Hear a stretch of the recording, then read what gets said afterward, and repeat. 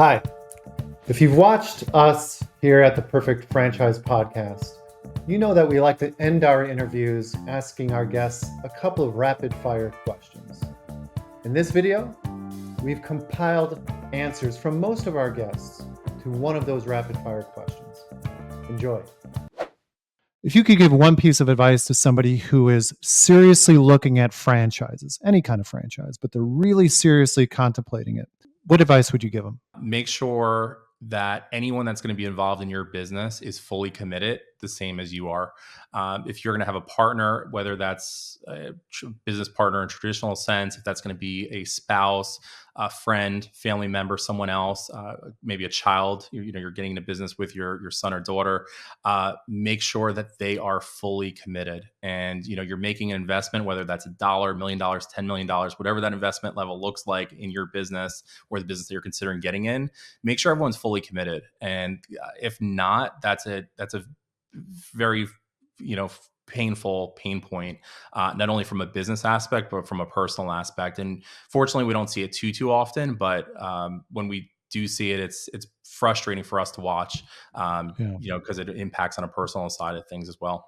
I would say find out who the top performing franchisees are in that brand, become their best friend. They have secrets to success, and you need to buy them lunch, send them flowers, do something, have them share their tips and tricks, because the franchisor is going to share them. But it also helps to have a peer and a friend to be able to bounce ideas off of. And I wish people did that more. The number one thing is self-awareness. And if you're in your 20s, not being self-aware of like your strengths and your weaknesses is cute. If you're over 30 and you don't know what your strengths are, then stay at your job. Just go freaking work a job, dude. Because you better know what you're good at. And you better know what you're bad at. I am terrible at detail.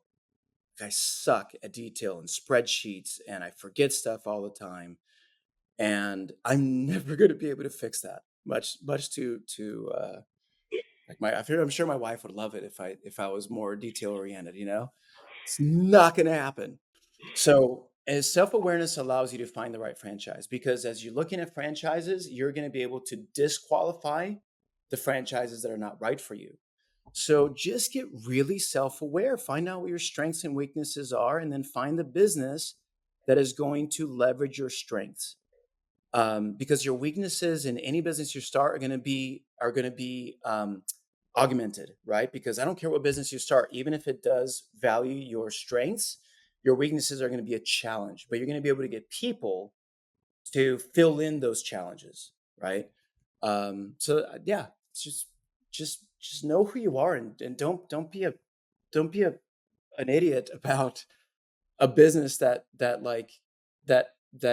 your weakness is what it takes to build that business. You're like, but I think this time I'll be detail oriented. No, you're not. No, you're not. You're still going to suck at it.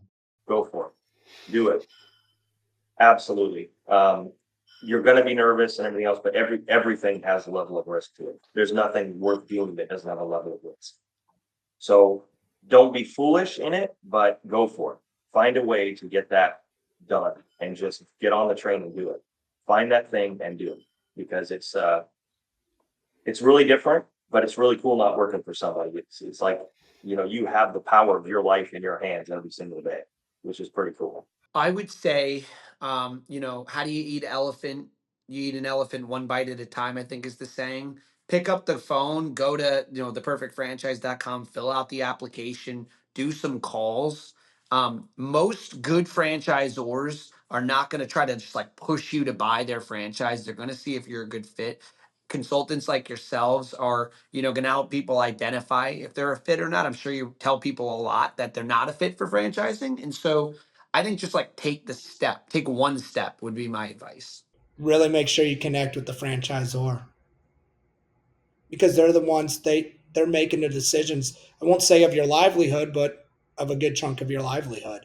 And if you don't have the same values as that franchisor, it's never going to work out. If you're going to go into franchising, you have to kind of evaluate how much of that entrepreneurial spirit controls your actions, your thoughts, your desires, because there's a proven system, there's a framework, guardrails, if you will.